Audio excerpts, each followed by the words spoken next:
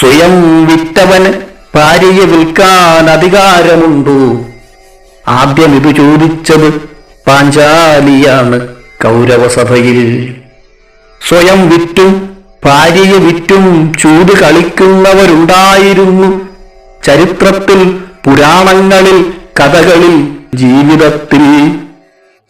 പക്ഷേ അവരെയെല്ലാം നമ്മൾ ധർമ്മിഷ്ഠരാക്കി, ധർമ്മത്തിന്റെ പുത്രന്മാരാക്കി, വാക്കിന് വിലയുള്ളവരും ധർമ്മപാലകരുമാക്കി.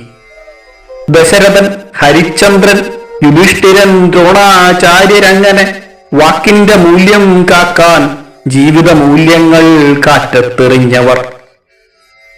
യുധിഷ്ഠിരൻ ജീവിതത്തിൽ ഒരിക്കലേ നുണ പറഞ്ഞിട്ടുള്ളൂ. പോർക്കളത്തിൽ ഗുരുവിനെ നിരായുധനാക്കി വധിക്കാൻ വേണ്ടി മാത്രം.